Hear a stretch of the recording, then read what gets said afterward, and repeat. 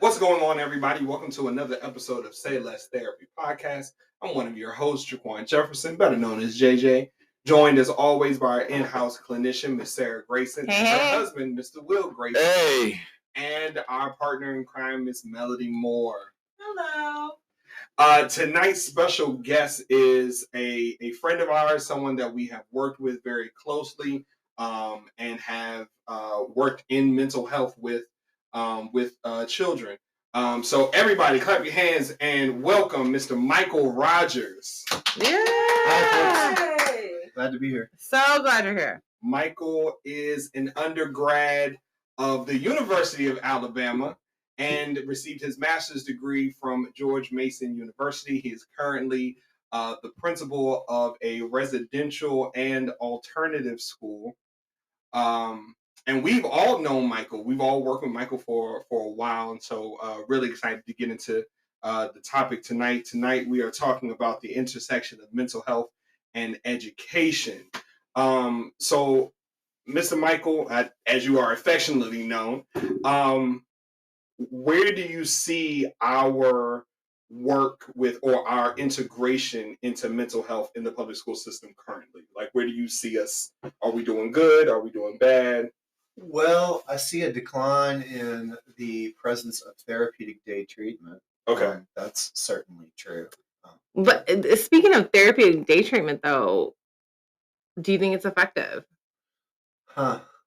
Because I don't know about Hold on. Sometimes. Let's explain to the listeners what therapeutic day treatment is. So, I've done therapeutic day treatment. Have you done therapeutic day treatment? I have. So, in a nutshell, it's kind of like intensive in-home for school. Yes. So, in a nutshell, you have a troubled youth who is in need of some refocusing and redirection during the school day. So, Medicaid pays for someone to be in the classroom with them, or take them out, of school. But primarily, or to an office and do therapy. I guess therapy. Like, you can't call it that, interventions. Yes.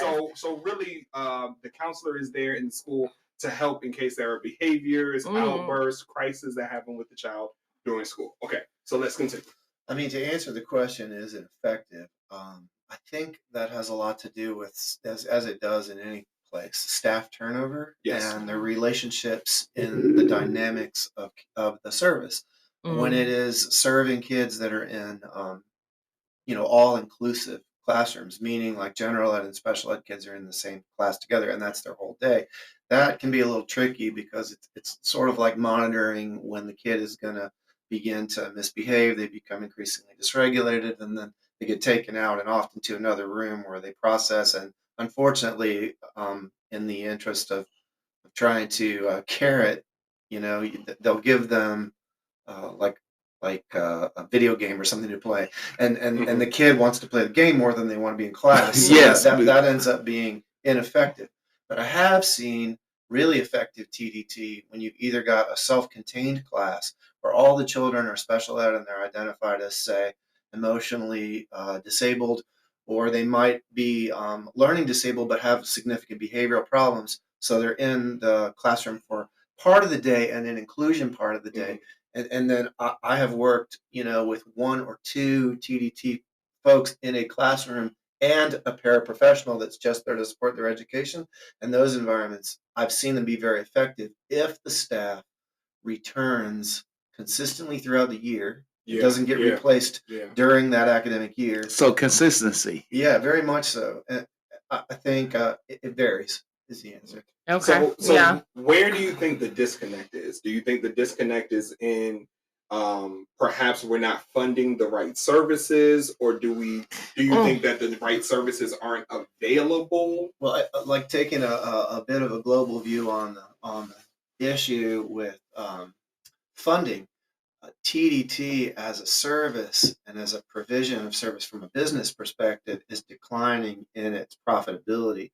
And so we see less businesses willing to get into TDT right now because the paperwork and accountability dynamic is such from a funder's perspective that in order to get money from Medicaid, you have to do a lot more stuff. and essentially, you got to continue to say that the kid is not progressing, right? In order to continue to get it's the not funds worth for the money. kid. Right. So I'm gonna interject a little bit in this too, because like the kid that you're talking about that really like benefits from TDT, is often, I mean, in my like what I've seen from TDT, I've had a long experience with TDT, and like what I see is a lot of times like those kind of conduct kids that end up in TDT. Yes. And I don't think it's effective there as it is with the type that you were describing. What do you think? I mean, I would agree. I mean, you could go one step further and say, is clinical therapy effective for a conduct disorder kid at all? Which is a good discussion to have. And then the labels being always somewhat malleable because medicine is practice, right? It's not yes. So then sometimes we get these kids that come into care where I work and they're where we've worked, and they're conduct disordered, but then we find out, well, maybe they're not. Right. Right. Maybe it's a misdiagnosis. But yeah, for the true conduct disorder kid, I'm not even sure. So, what you saying that? True. From my perspective, kids act out in certain classes. let's be real. Kids act out in certain classes that they don't get. From your perspective, what do you mean they so basically say a kid, they don't connect. So let's be real. Yeah. I'm a kid that I'm good in, say, history, but as soon as I get to math, I don't get it. I'm acting an ass. Do you see that a lot? Well, yeah. And then if you're acting an ass in a public setting, and you get kicked out of class, those are what I used to call, when I was teaching middle school, your hallway roamer personality kids. And they can be gifted and bored right next to the kid that's acting out because they don't get it. Both of them are in the hallway, you know. And I used to manage kids like that and try to navigate them. And where do they end up? It depends on the resources of the school. A lot of times it's in the assistant principal's office where they sit for 4 hours, and the school's only going to put up with that so far before they start looking for, is the child correctly placed in public school? So that's true. In your professional opinion, because we have parents that listen to the show, so how can a parent properly delineate between my kid is not being challenged versus my kid is emotionally dysregulated? What are some of the telltale signs for either one? I think, like from a parent's perspective, they're going to look at the child's success, which is defined as grades, right? Mm-hmm. So if they're passing, then the parent's trying to continue that and keep them successful. And then the same is going to be true from the school's perspective. It's a little different, but from a services for special education perspective, you got to look at, is the kid successful academically? Because if they are, then the discussion of whether or not they have a disability is kind of off the table. Okay. But then a lot of parents want services for their child, so they look at the options. And we have a federal child fund, which is where those things typically begin. Child fund is, in Virginia, we call it a child study team that will meet at the school, and some schools have different ways to describe that. But it's, a couple of weeks of collecting data after a request is made. And any parent can request that at any time. And frankly, so can the teacher or an administrator. Once that meeting has been requested, they kind of throw it together and look. Then you've got an eligibility meeting that may follow that if the child study team determines that there is a possible presence of a disability. But a lot of times, at least in the initial phase, parents get frustrated because they don't go to eligibility. What they'll hear in that initial meeting is, well, we need to collect some more data on your kid. Now you've got building level behavior specialists involved, and behavior specialists can work with a kid whether they're disabled or not. Right. So they're going to collect data on their behavior in class and do a little deeper dive, try to figure it out. I don't know if I answered your question. You good? You're good. Can you go into the link between mental health and the academic performance? Just elaborate on that more. So, that's really interesting because we have kids. I've worked with kids that are international baccalaureate when they come in the door, and advanced placement kids, and they may be doing well in school, and their issues may just be purely in the community. But most of the time, the kids struggle both in school and in the community. And I guess I did an analysis of this. It's been about 9 years, but I did an analysis of this, and it would be interesting to do it again. But you know, maybe 20% of the population is on grade level or above, right?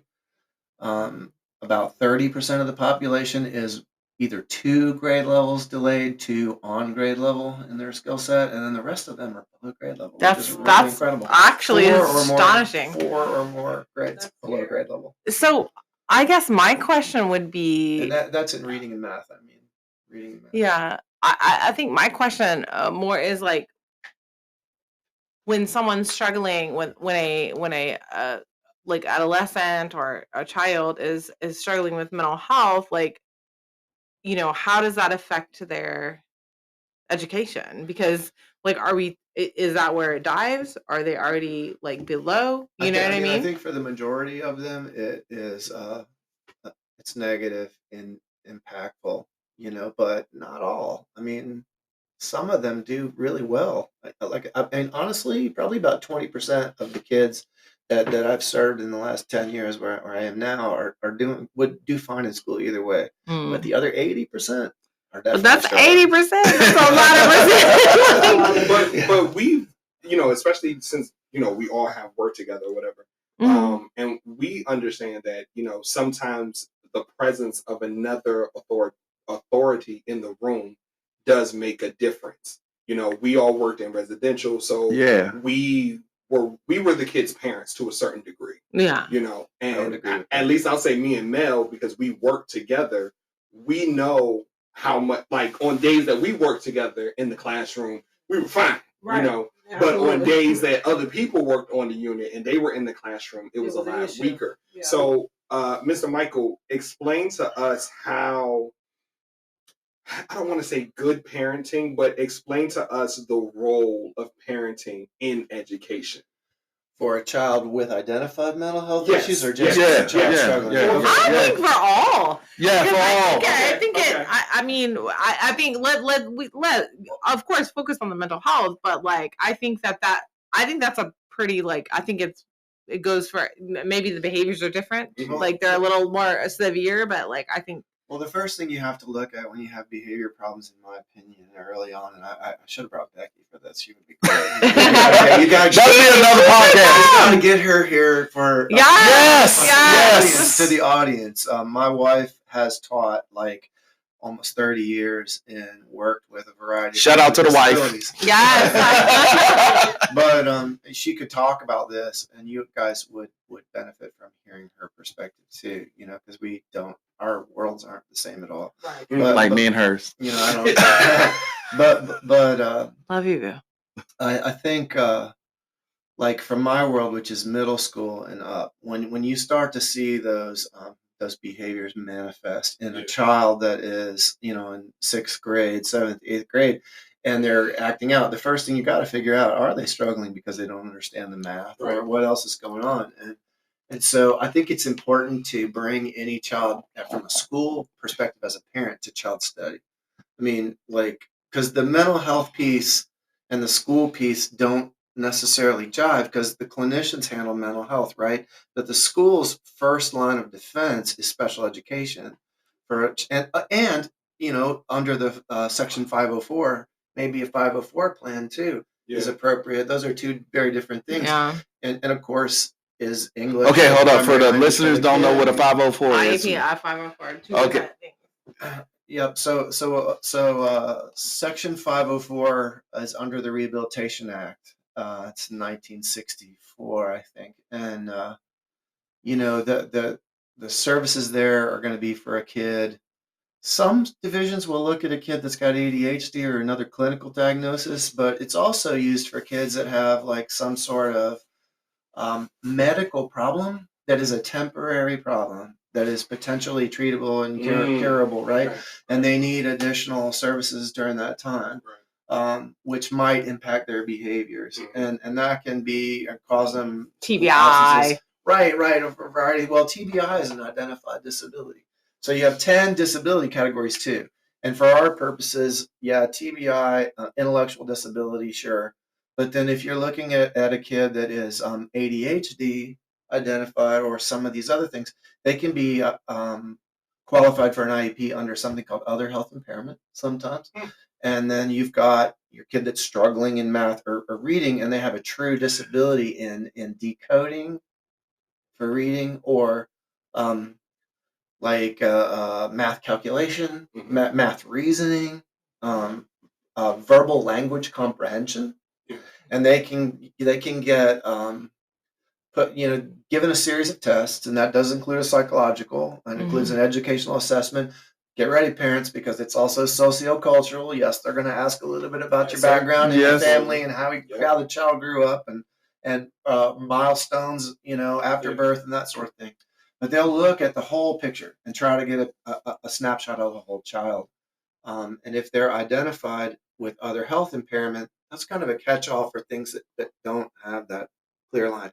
But the kids we serve the most are identified as emotionally disabled. And nationally, those kids are the most likely to be incarcerated directly from school. What falls under emotionally? Yeah. A lot of the diagnoses that we see at work, actually, Mood disorder. Yeah, absolutely. Disability. Yeah, disability and yeah.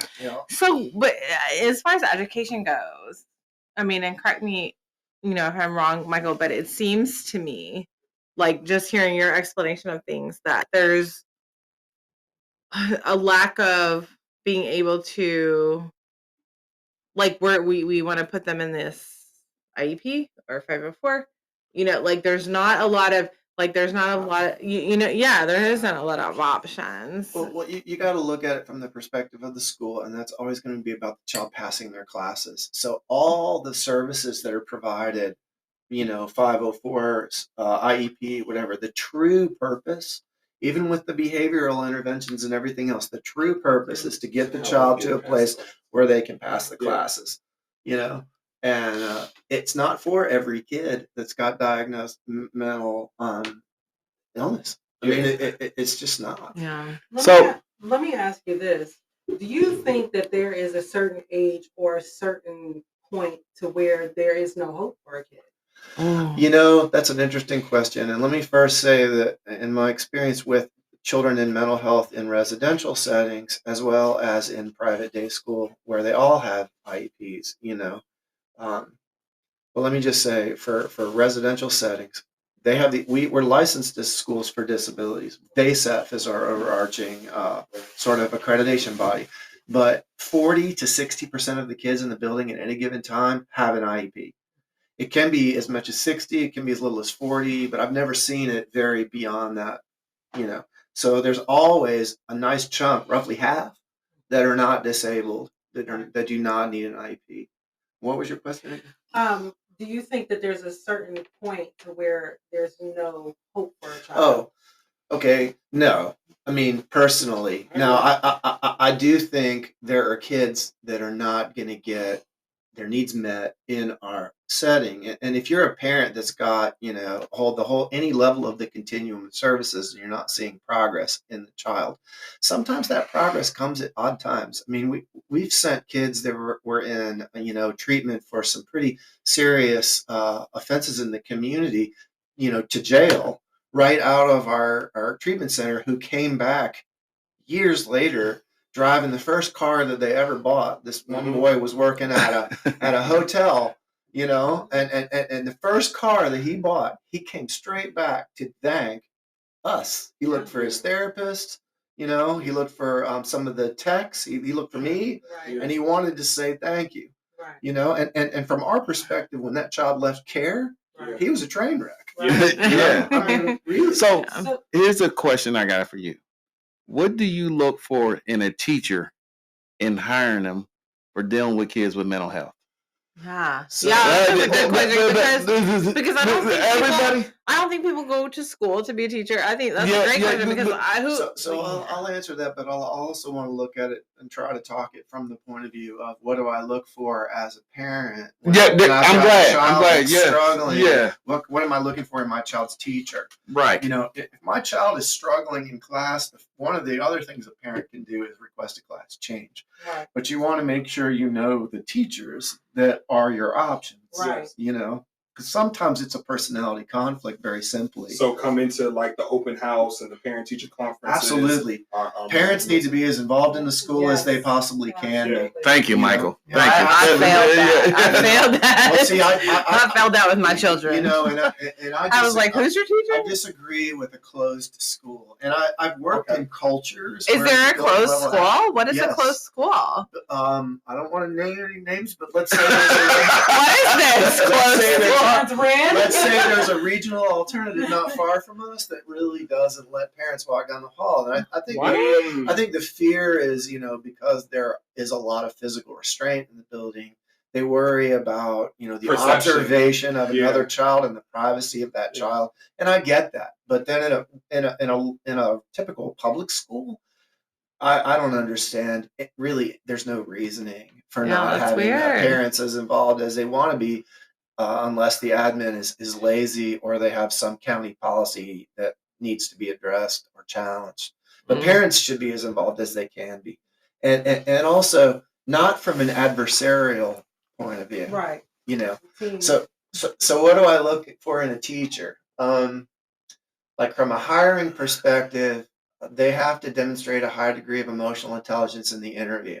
And that's done a variety of ways. But for me personally, I have a weird way of interviewing.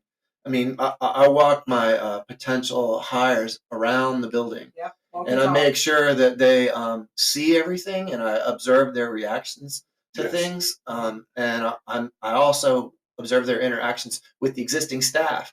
Because they have to be able to, you know, play nice in the sandbox, right? So is You are right. You are right. You are. So is the sandbox a good fit? You know, if I see any signs of initial tension or trepidation or fear, or they recoil. Wait, let me ask you this. Let me ask you this because residential is a very like it's a different breed of like life, right? Hold on, wait. Can you explain residential? I mean, residential is putting your child in inpatient. Yeah, so I mean, there's you know, kids that can be in holds and like act out, and I mean, it can be a chaotic. You're 1 minute. Therapist. It can be a chaotic 1 minute, and 1 minute it's calm, and like to understand that is so in a classroom of 12, you could have 12 kids diagnosed with mood disorder. You can't, and they're all in there. And they're all in there, and 1 minute to the next depicts, you know, how it's going to go for the day, and you know, it just can be a really like kids can be and people feed off of each other, and like the kids feed off of each other. They, you know, and they can go buck wild or they can be perfect angels. I mean, it's just, I mean, it's like that. What, you're looking at 12 kids in a room, right? Mm-hmm. And you're looking at you know, two staff, right? Two staff typically, or at least one. So you've always got, you know, at least a 1-to-6 ratio going on in the classroom setting. I mean, but so when you interview, adult to kid. When you interview and you take people through the walkthrough, and like I remember my first day in a residential setting, and my office was here, and I was over here, and there was a hold going on the floor right in front of my office. A hold meaning a kid being restrained, physically restrained for their safety. And I was like, excuse me, like, I need to get by. I didn't even know what to do. Like, I was like, what am I walking into? And so when you talk about like giving your, like when you give people their tours and things like that, like, what are you looking for when they see something like that? Oh, well, I want to see like what's going to be their response to what they see. Yeah. You know? And I have to be honest. All of the tours I've ever given, the kids, for whatever reason when I walk through the We're door with a wonderful. person, they are always so welcoming. And then you want Right. you want Right. some You want disreputation to be something. present, so they get a sense of it. R.I.P. Nurse Karen. There was like a orientation happening, and there was a whole thing that happened in the courtyard, and she dragged the people outside to say, like, look at this is what it's really like. You know? Well, what I will say is, like, honestly, having worked with Mr. Micheal, one of the things that I can appreciate is that, you know, the culture that you tried to promote within your teachers was a very personable one.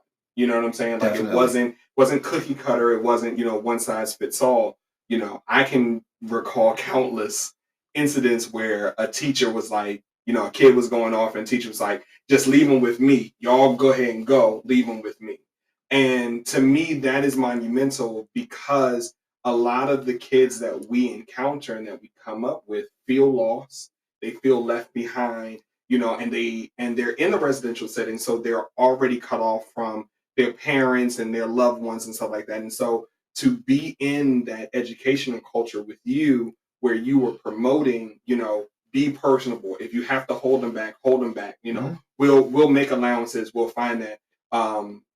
Why do you push that kind of a culture within our educational system?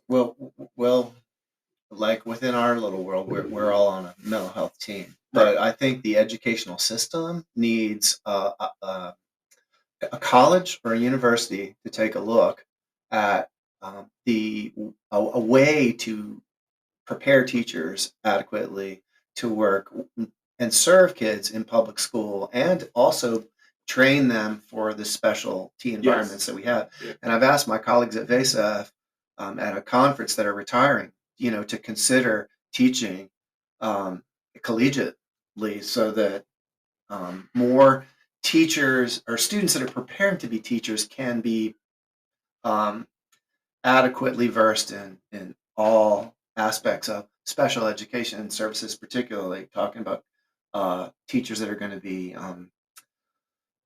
certified in special ed, but also regular ed teachers need some classes in mental health. Yeah. They really do, in order to understand, because let's face it, we have a severity problem in public school right now, and in the communities. Everyone is dealing with a lot of problems with, coming back from COVID. There's been inflation.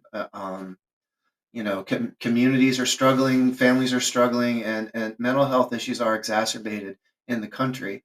And teachers need to know how to help kids, and how to reach kids, how to support kids better.